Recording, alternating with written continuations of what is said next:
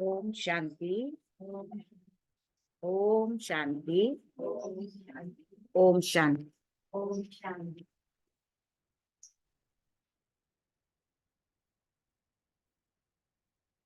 18 जून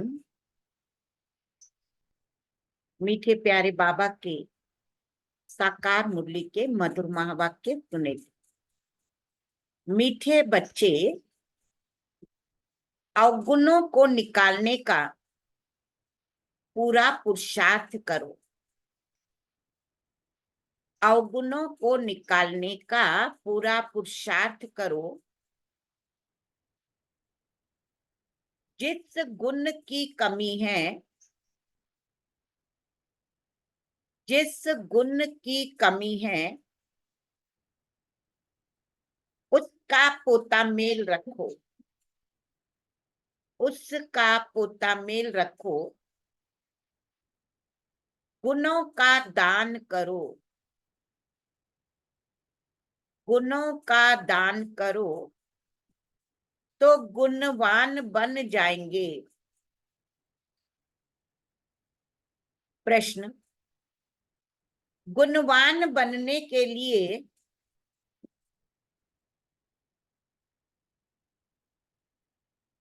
कौन सी पहली पहली श्रीमत मिली हुई है? कौन सी पहली पहली श्रीमत मिली हुई है? उत्तर: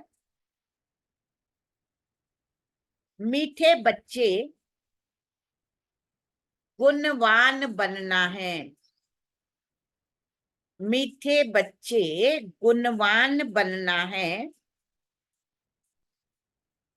तो एक, किसी की भी देह को मत देखो।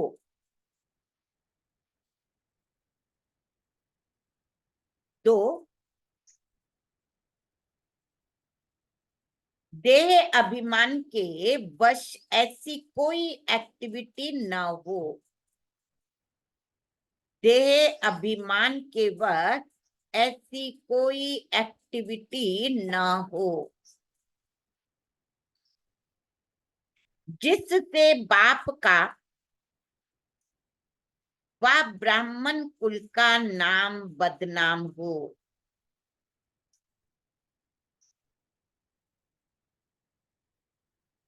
उल्टी चलन वाले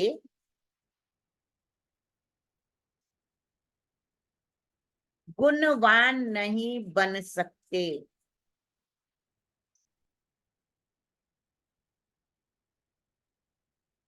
उन्हें कुल कलंकित कहा जाता है। उल्टी चलन वाले गुणवान नहीं बन सकते। उन्हें कुल कलंकित कहा जाता है। ओम शांति। बाप दादा के हाथ में मोतियों के फूल थे। बाबा साक्षात्कार कराते हैं, ऐसा खुशबूदार फूल बनने का है। बच्चे जानते हैं, हम फूल बने थे। हम फूल बने थे जरूर। गुलाब के फूल, मोतियों के फूल भी बने थे, अथवा हीरे भी बने थे। अब फिर बन रहे। ये है सच्चे। आगे तो झूठ थे। झूठ ही झूठ। आगे तो झूठ थे और झूठ ही झूठ। सच की रत्ती भी नहीं।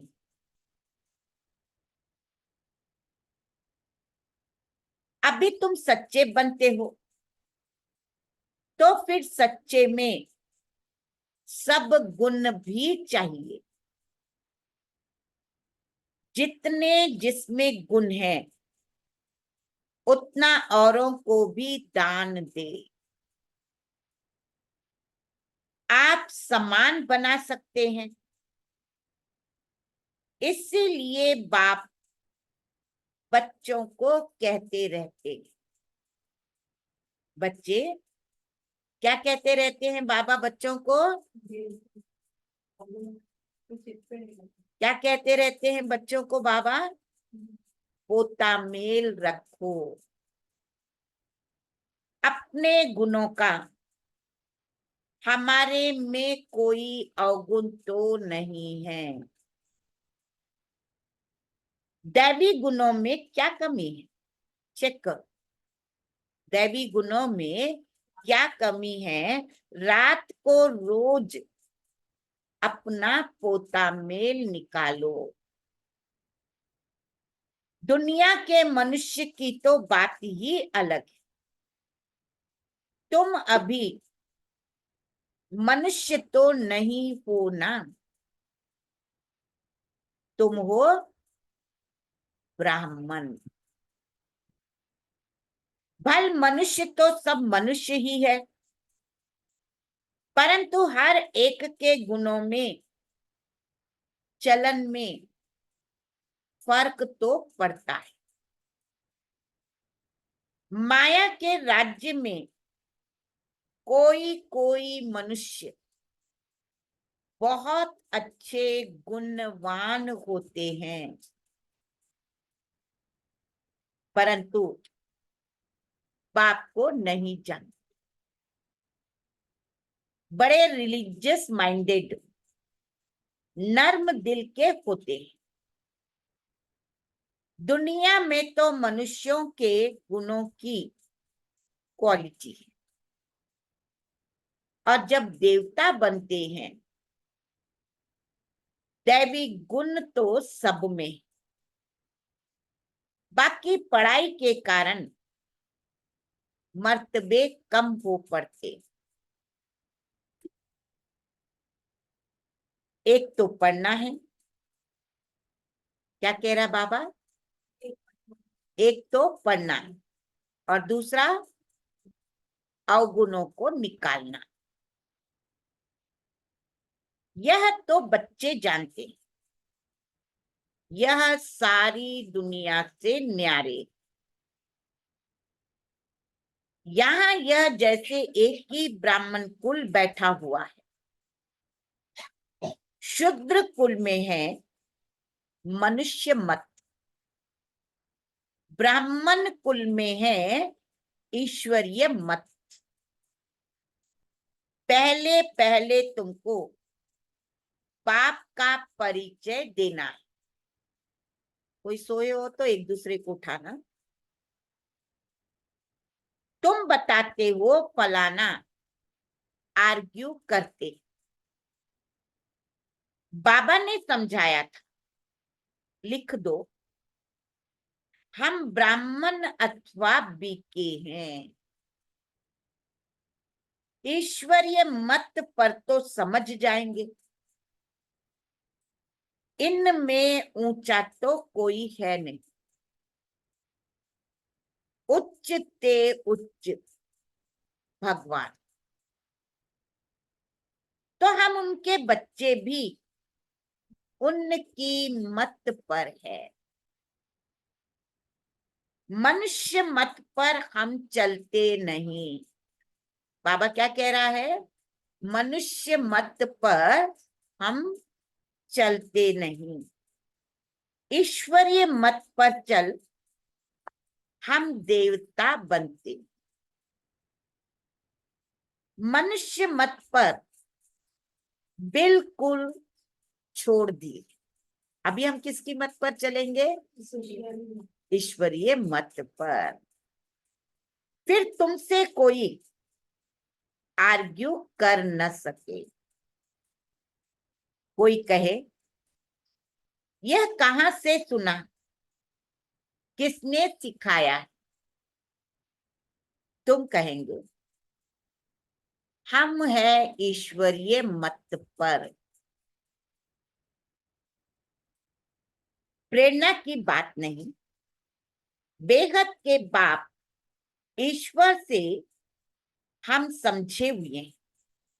बोलो, भक्ति मार्ग के शास्त्र मत पर तो हम बहुत समय चले,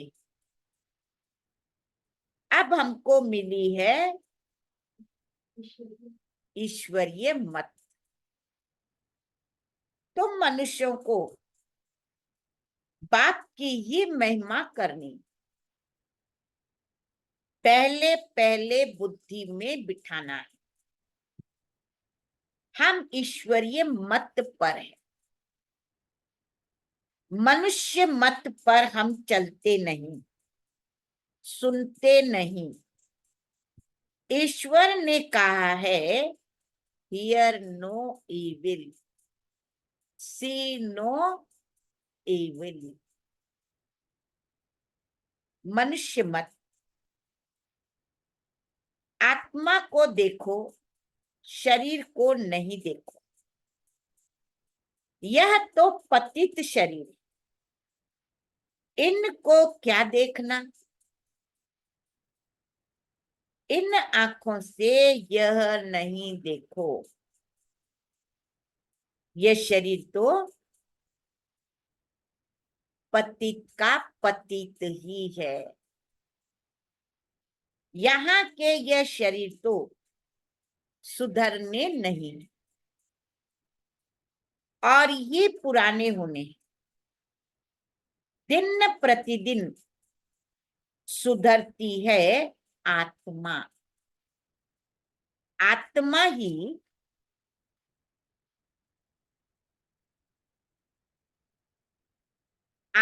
ही अविनाशी। इसीलिए पाप कहते हैं सी नो इविल। शरीर को भी नहीं देखना है, देह सहित देह के जो भी संबंध है उनको, देह सहित देह के जो भी संबंध है उन सब को भूल जाना है। आत्मा को देखो, एक परमात्मा बाप से सुनो, इसमें ही मेहनत है। अभ्यास करते हो है? बाबा भी कहता है तो स्मृति रहती है। और फिर घर में गए,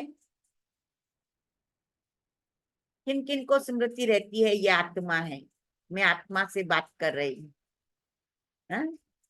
पहले तो यही हमको अभ्यास करना है ना, बात करते समय, कि ये भी आत्मा है, मैं इस आत्मा से बात कर रही हूँ।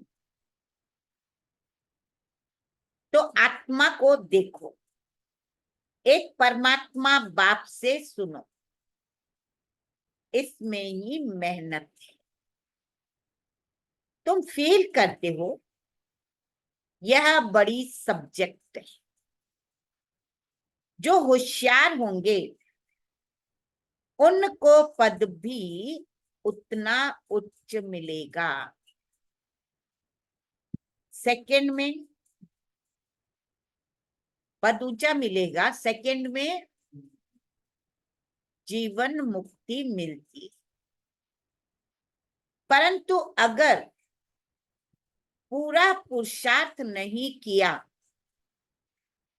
तो फिर सजाएं भी बहुत खानी पड़ेगी, फायदा भी उतना तो लॉस भी उतना। तुम बच्चे अंधों की लाठी बनते हो, बाप का परिचय देने के लिए। आत्मा को देखा नहीं जाता, जाना जाता है।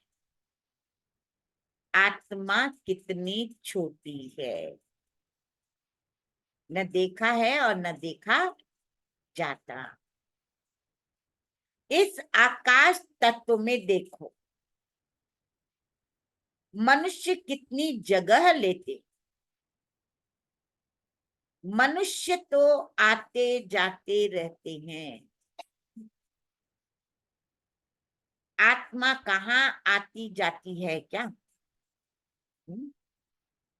आत्मा की कितनी छोटी सी जगह होगी।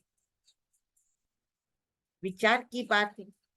जैसे जैसे आत्मा ऊपर से नीचे आती जा रही है, हाँ, देख रहे हैं ना अभी, रहने के लिए मकान भी कम पड़ रहे हैं, जगह भी कम पड़ रही है, कितने कितने फ्लोर बना रहे हैं तो भी जहां जाओ वहां मनुष्य ही मनुष्य। हॉस्पिटल जाओ तो फुल, हाँ, कहीं पर सब्जी मंडी जाओ तो फुल, फ्लैट लेना चाहो तो फुल।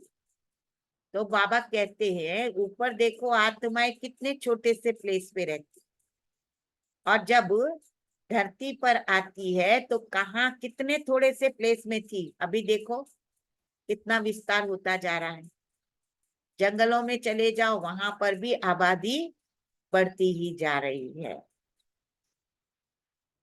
तो इस आकाश तत्व में देखो मनुष्य कितनी जगह लेते। मनुष्य तो आते जाते रहते हैं ना, आत्मा कहाँ आती जाती है क्या? आत्मा की कितनी छोटी सी जगह हो। विचार की बात है। आत्माओं का झुंड होगा शरीर के भेद में। आत्मा कितनी छोटी, वह कितनी थोड़ी जगह लेगी। तुमको तो रहने के लिए बहुत जगह चाहिए।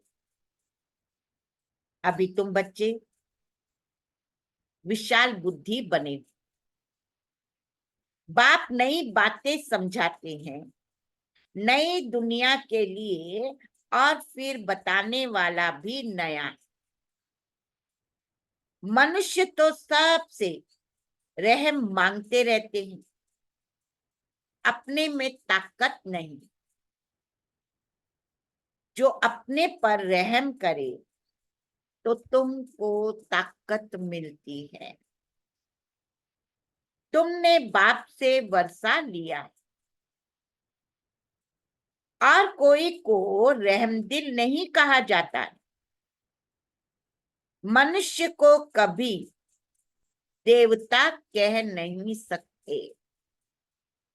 रहमदिल एक ही बाप है जो मनुष्य को देवता बनाते।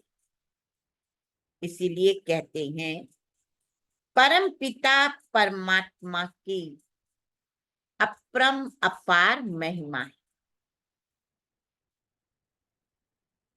उसका पारावार नहीं। अभी तुम जानते उनके रहम का, उनके रहम का पारावार नहीं। बाबा जो नई दुनिया बनाते हैं उसमें सब कुछ नया होता है। मनुष्य पशु पक्षी सब सतो प्रधान होते हैं। बाप ने समझाया है तुम उच्च बनते हो तो तुम्हारा फर्नीचर भी ऐसा उच्च ते उच्च गाया हुआ है। बाप को भी कहते हैं ऊंचे ते ऊंचा, जिससे विश्व की बादशाही मिलती। बाप साफ कहते हैं हम अकेली पर बहिष्ठ ले आता हूं। वो लोग हथेली से क्या निकालते हैं? केसर आदि निकालते। यहाँ तो पढ़ाई की बात है। यह है सच्ची पढ़ाई। तुम समझते हो हम पढ़ रहे, पाठशाला में आए। पाठशालाएं तुम बहुत खोलो, तो तुम्हारी एक्टिविटी को देखें। कोई फिर उल्टी चलन चलते तो नाम बदनाम करते हैं। देह अभिमान वालों की एक्टिविटी ही अलग होगी। देखेंगे ऐसी एक्टिविटी है तो फिर जैसे सब पर कलंक लग जाता है।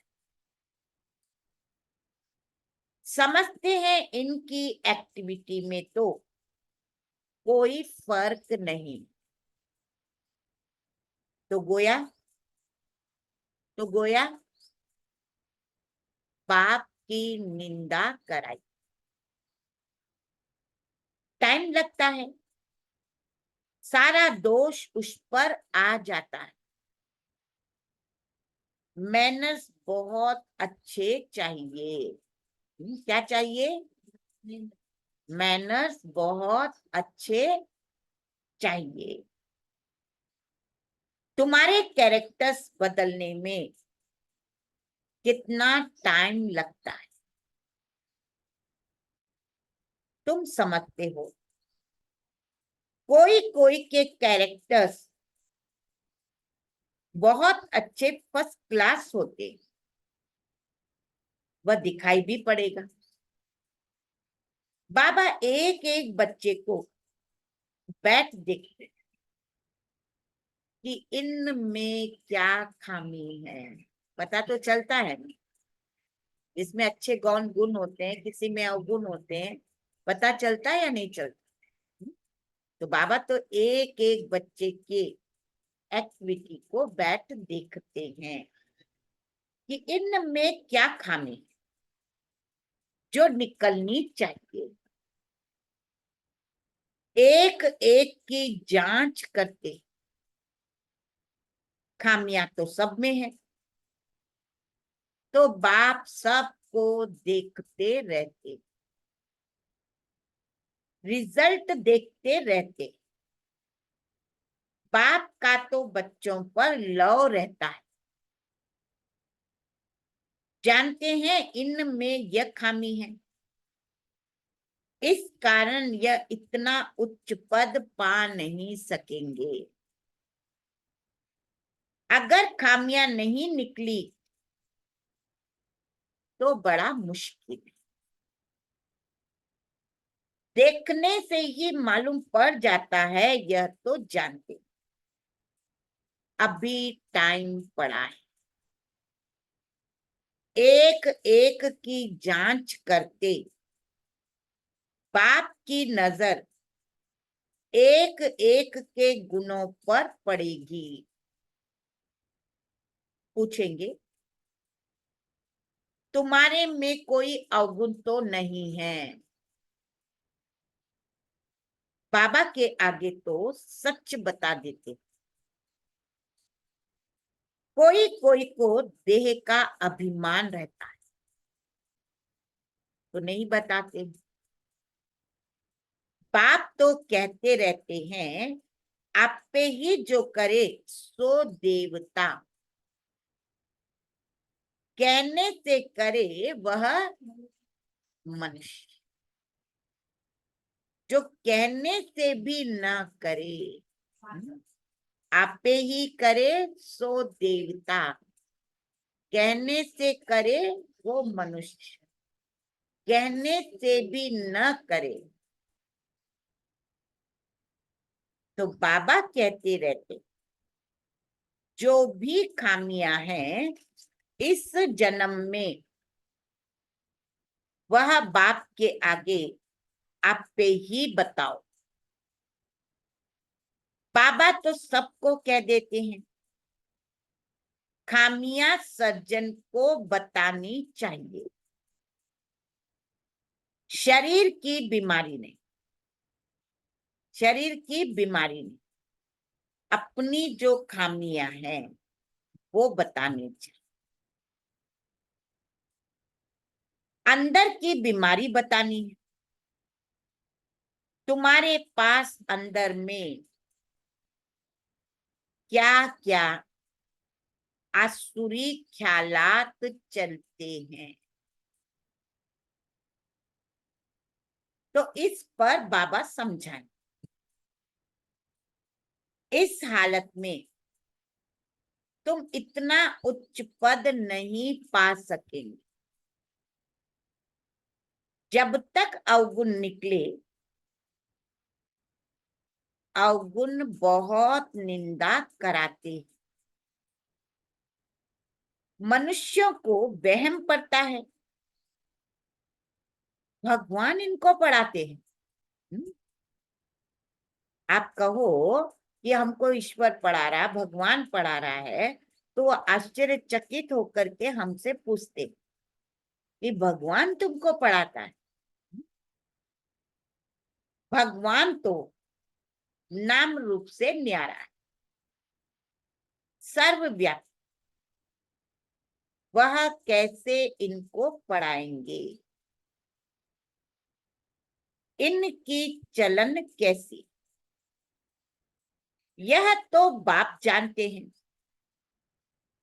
तुम्हारे गुण कैसे फर्स्ट क्लास होने चाहिए, अवगुण छिपा देंगे तो कोई को इतना तीर नहीं लगेगा। इसीलिए जितना हो सके अपने में अवगुण जो है उसको निकालते जाओ, नोट करो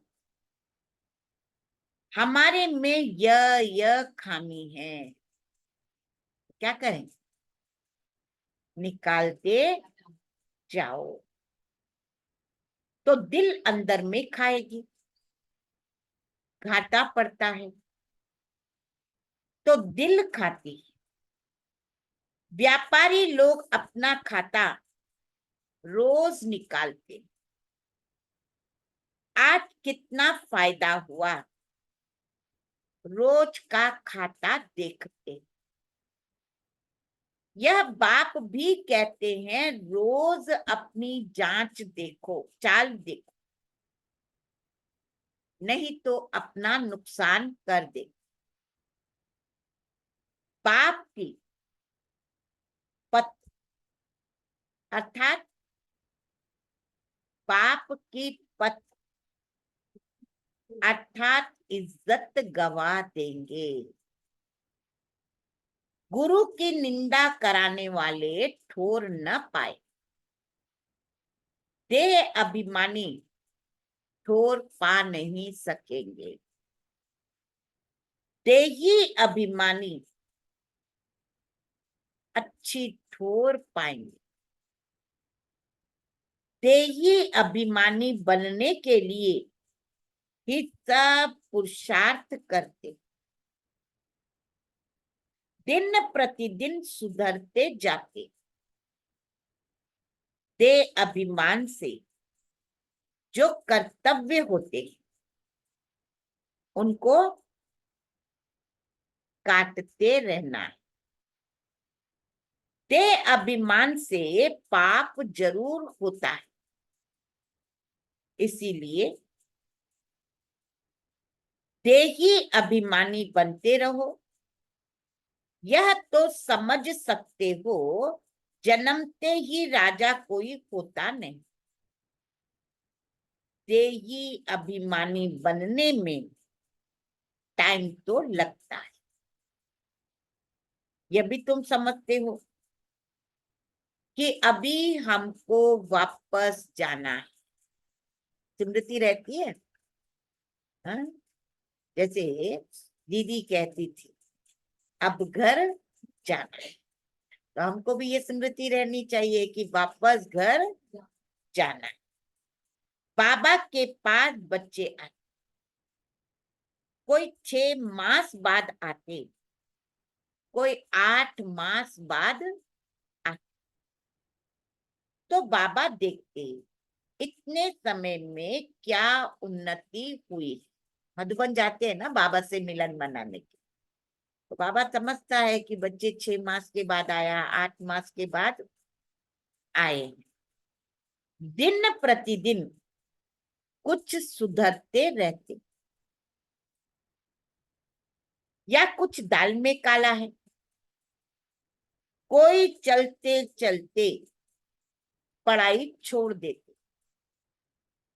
बाबा कहते ये क्या, भगवान तुमको पढ़ाते हैं, भगवान भगवती बनाने, ऐसी पढ़ाई तुम छोड़ देते हो। अरे वर्ल्ड गॉड फादर पढ़ाते, इसमें अपसेंट है, वर्ल्ड गॉड फादर पढ़ाते हैं, इसमें अपसेंट। माया कितनी प्रबल है, फर्स्ट क्लास पढ़ाई से तुम्हारा मुख मोड़ देती।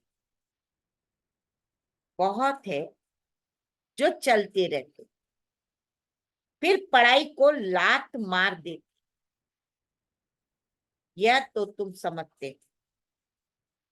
अब हमारा मुंह है स्वर्ग की तरफ, लात है नरक की तरफ। तुम हो संगम युगी ब्राह्मण। यह पुरानी दुनिया, यह पुरानी रावण की दुनिया है। हम वाया शांति धाम, सुख धाम की तरफ जाएंगे। बच्चों को यही याद रखना पड़े, समय बहुत कम है, शांति धाम जाना है, सुख धाम में आना है। बाबा कह रहा समय बहुत कम है।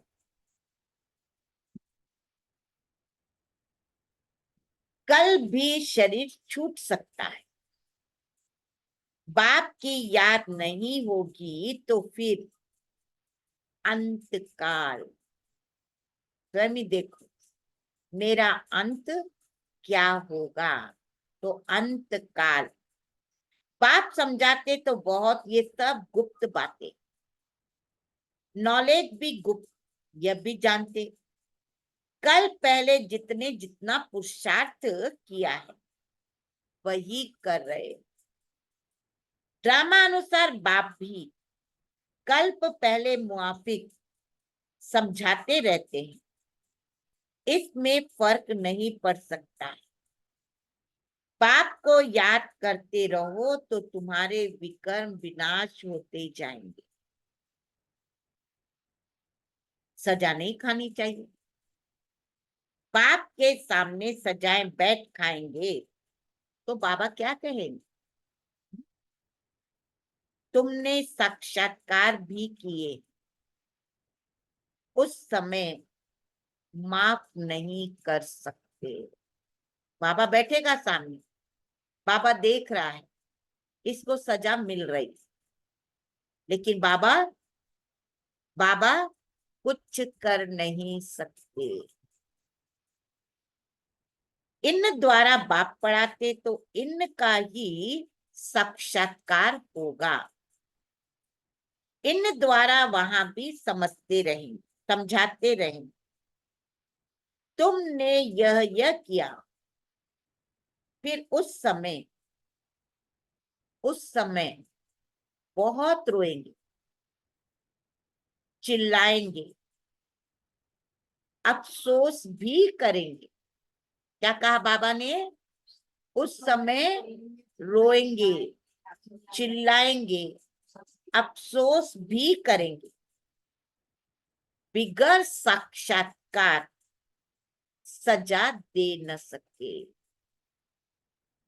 कहेंगे तुमको इतना पढ़ाते थे, फिर ऐसे ऐसे काम किए। बाबा साक्षात्कार कर, मैंने तुमको कितना समझाया, कितना बोला, फिर भी तुमने ऐसे काम किए। तुम भी समझते हो।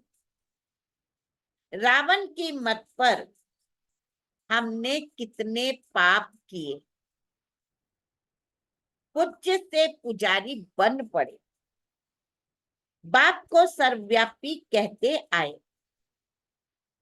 यह तो पहले नंबर की इंसल्ट है। इसका हिसाब किताब भी बहुत। बाप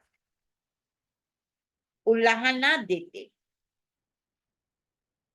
तुमने अपने को कैसे चमाट मारी,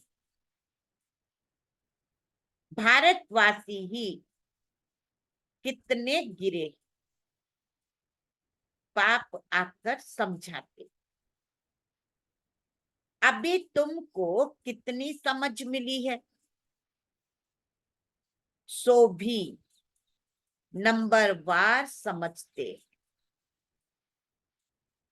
ड्रामा अनुसार आगे भी ऐसे ही इस समय तक के क्लास की यह रिजल्ट थी। पाप बताएंगे तो सही ना। तो बच्चे अपनी उन्नति करते रहे। माया ऐसी है जो देही अभिमानी रहने नहीं देती। यही बड़ी सब्जेक्ट। अपने को आत्मा समझ, पाप को याद करो। यही है ना सबसे बड़ी समझ। और बाबा जितना कहता है आत्मा समझो आत्मा समझो, फिर भी देह में आ जाते हैं। तो आत्मा समझ बाप को याद करो तो पाप भस्म हो जाएंगे। अच्छा, मीठे मीठे सिकिल दे बच्चों प्रति मात पिता बाप दादा को याद प्यार और गुड मॉर्निंग। रूहानी बाप की रूहानी बच्चों को नमस्ते। हम रूहानी बच्चों की रूहानी प्यारे मात पिता बाप दादा को याद प्यार गुड मॉर्निंग और नमस्ते। न किसी को दुख देंगे न दुख लेंगे, सर्व को दुआएं देंगे सर्व की दुआएं लेंगे। शुक्रिया बाबा, शुक्रिया, कोटि कोटि धन्यवाद, धन्यवाद, धन्यवाद। धारणा के लिए मुख्य सार। पहला पॉइंट, देह अभिमान में आने से पाप जरूर होते। देह अभिमानी को ठोर मिल नहीं सकती। ठोर मिल नहीं सकती। इसीलिए देही अभिमानी बनने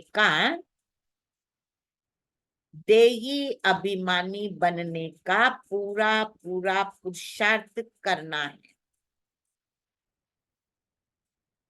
कोई भी कर्म पाप की निंदा कराने वाला न हो। पाप की निंदा कराने वाला न हो। दूसरा, अंदर की बीमारियां पाप को सच सच बतानी है।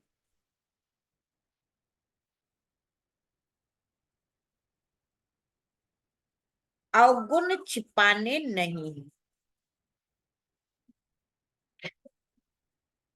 अपनी जांच करनी है कि मेरे में क्या क्या अवगुण है, कि मेरे में क्या क्या अवगुण है। पढ़ाई से स्वयं को गुणवान बनाना है। वरदान, हद की रॉयल इच्छाओं से मुक्त रह। हद की रॉयल इच्छाओं से मुक्त रह, सेवा करने वाले निस्वार्थ सेवाधारी भव।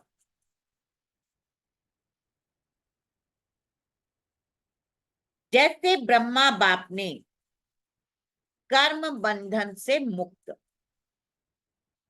न्यारे बनने का सबूत दिया, सिवाय सेवा के, स्नेह के और कोई बंधन नहीं। सेवा में जो हद की रॉयल इच्छाएं होती,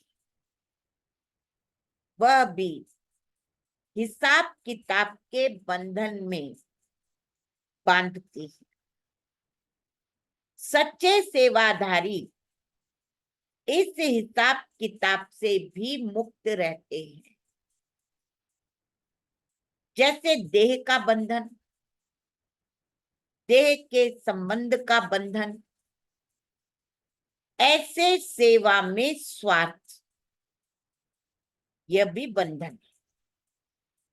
इस बंधन से वह रॉयल हिसाब किताब से भी मुक्त निस्वार्थ सेवाधारी बनो। स्लोगन, वायदों को फाइल में नहीं रखो। वायदों को फाइल में नहीं रखो, फाइल बनकर दिखाओ। वायदों को फाइल में नहीं रखो, फाइनल बनकर दिखाओ। फाइनल बनकर दिखाओ।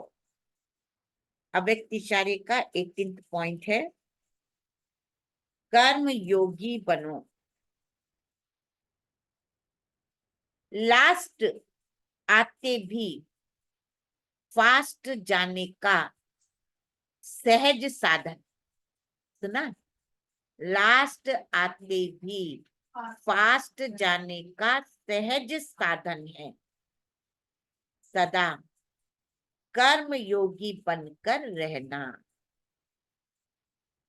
कर्म भी करो, कर्म नहीं छुड़ा रहा है बाबा, कर्म भी करो और याद में भी रहो। कर्म में इतना बिजी न हो जाओ जो अपना ओरिजिनल स्वरूप भी विस्मृति में आ जाए।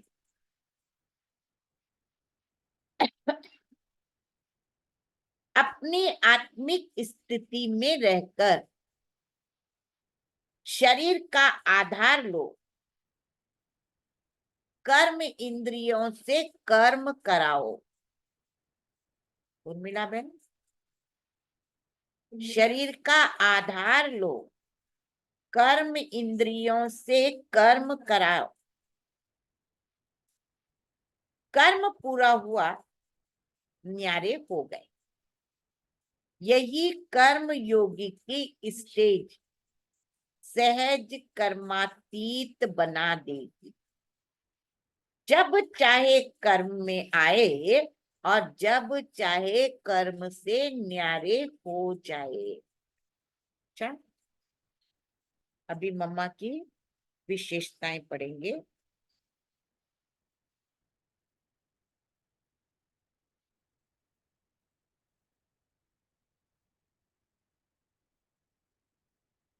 सरस्वती का निवास स्थान।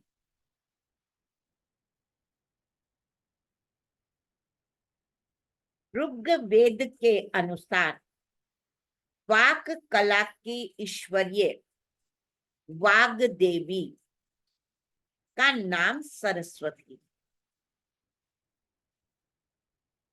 वाग देवी सरस्वती के वास स्थान 3 है। सरस्वती के 3 माना रहने के 3 स्थान, पृथ्वी, अंतरिक्ष और स्वर्ग। वाक देवी सरस्वती के वास स्थान 3 है, पृथ्वी, अंतरिक्ष और स्वर्ग।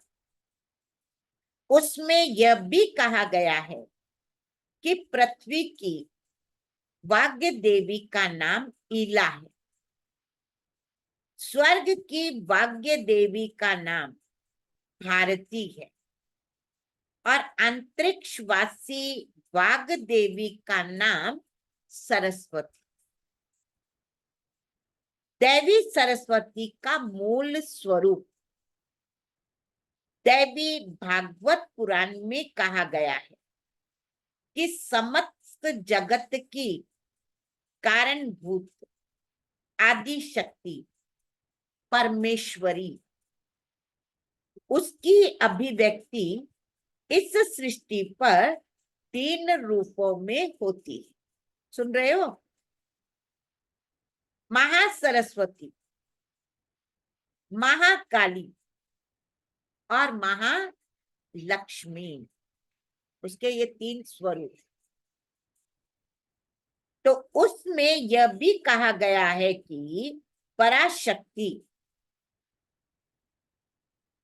पराशक्ति माना आदि शक्ति का परिशुद्ध और सतो गुणों का अंश अथवा स्वरूप ही महासरस्वती है।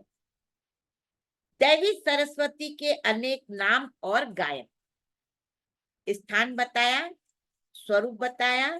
अब सरस्वती के नाम और गायन।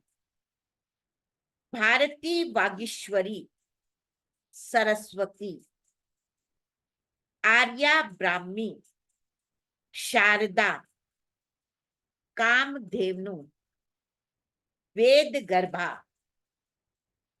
विश्वेश्वरी, महाविद्या, महावाणी, स्वरात्मिका इत्यादि इनके नाम। वीणा पानी, विद्यादायिनी, विपुल मंगल दानशीले, बुद्धिदात्री, आकाश गायमिनी आदि इनके गायन। देवी सरस्वती के गुण और शक्तियां।